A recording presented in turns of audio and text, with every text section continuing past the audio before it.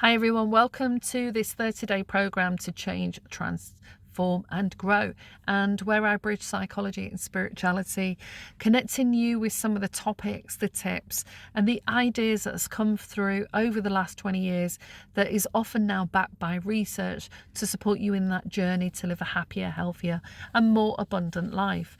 And what I'm looking at today is empowering your daily habits with the affirmation of I create positive habits that support my growth and well-being. So the oracle card for that is the Eight of Pentacles, and the Eight of Pentacles represents hard work, discipline and mastery. It encourages you to focus on consistent intentional effort to build a life aligned with your goals. This card is a reminder that small daily actions lead to significant long-term results. Empowering your habits is the foundation of your personal growth.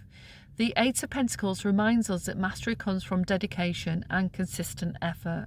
And I'll show you 5 simple habits that can transform your mindset, boost productivity and enhance your well-being. So one of the things that I do and teach other people is how to create a baseline for where you are right now and what it is you want to achieve. And often using the coaching wheel that looks at different aspects of your life can help you gauge and even decide how satisfied or dissatisfied you are with any area of your life, whether that is work, home, relationships, friendships, spirituality, hobbies, health, well-being, any facet. And when you decide that you're going to look at any of those aspects, you can create very small goals that are achievable, less likely to drop, because it's the consistent effort that you apply every day that gives you the accumulative effect over time, as well as at the end of every week reviewing how it's gone and what it's been like, to tick off things off your list and achieve more. So for example, you can look at your week and think, what are the things that I must do? You know, the days of the week you go to work, whether you're working from home or you're working in the office. And if you've got particular goals around your health, your fitness, your spirituality, it's about deciding one thing that you can do that week at the beginning, if you're not doing anything at all, that will support you in that journey. So for example, after a few years of not being able to go to the gym and do weights or resistance training that I used to do years ago, I decided, after being in my camper van and travelling around the UK a lot in spring and summer last year, that I was going to spend December and dedicate that to doing my work, but also going back to the gym and swimming again. And I knew that just by making that slight change and starting to swim might activate old injuries or create some inflammation in the body.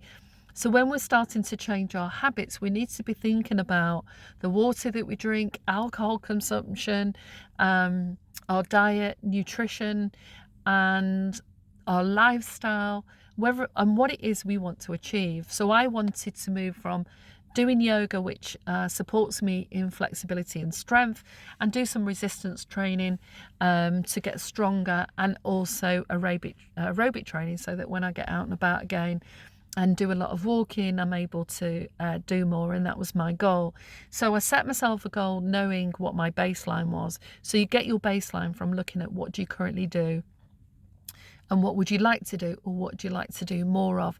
And if you set that goal for between 1 to 6 weeks, depending on, say, if you're looking at fitness, how fit you are already and what's realistic.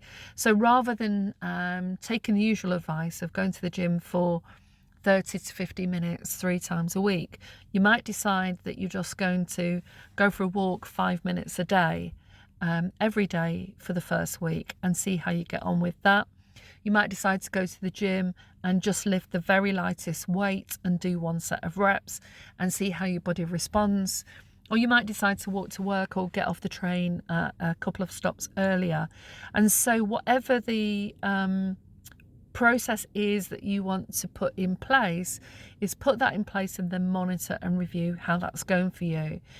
We need to look at the different facets of our life, like a hobby, something we've wanted to do for a while, or times that we can have if our lives are really busy and chaotic, how we can put moments of stillness and mindfulness in there, or even just turning the TV off, kicking back and listening to some relaxing music. So if you want to cover this in a lot more detail, I offer sort of 2-hour kick-off sessions to look at the different facets of your life and how you can design a life and start to put in these daily habits that can help you start to focus on what it is that you want to change, grow, or even transform. So there's something called habit stacking. So it can be that you choose one small habit that you want to build. For example, drinking more water.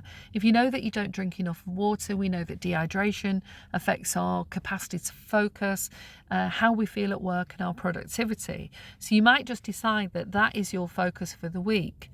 You then might want to attach an existing routine, like drinking a glass of water before brushing your teeth, for example. And it's easier then to keep track and make sure that you do that, or that you put reminders out, or you start putting a glass of water next to your bed so that you drink plenty of water either before bed or when you get up in the morning. Then you may decide that you want to, rather than, if it's too cold to get out and about, you might decide that you're going to do 5 minutes of stretching every day. So when I was encouraging people in my previous workplace who wanted to go in the gym, that hadn't been in the gym for ages, I said, well, how about you decide 3 stretches that you can do every day at home, regardless of whether you're watching TV, listening to the music. So if you put your kettle on, the average kettle boils for about 1.5 to 2 minutes. You can do 3 stretches or 3 exercises or 1 set of lunges or 1 set of squats while the kettle's boiling. If you decide to do that every time the kettle's boiling, you're building up on that compound activity every day. So you can utilize the things that you already do in your life and intersperse that with moments of mindfulness or activity, depending on what your goals are. So the journal prompts associated with that are: have a think about what are the daily habits that support your goals and your well-being, and what habits no longer serve you, and how can you replace them with empowering ones, and what is one habit that you can commit to starting today. So hopefully that's helpful. And as I said earlier, there's a book that goes along with this, because if we have too many goals in life, it can feel overwhelming. So if you are overwhelmed and you don't know where to start, just choose one thing, because at the end of the week, you can look at that one thing that you chose. If that's 5 minutes of walking a day, that's 25 minutes of walking you've achieved that week.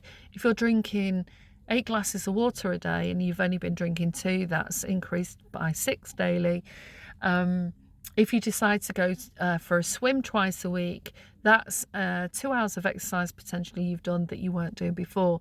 So celebrate every goal and everything that you've managed to achieve, and focus on what's working and what you're doing well, and that will support you to feel better, happier, mentally healthy, and celebrate that with joy and build on what you're already doing.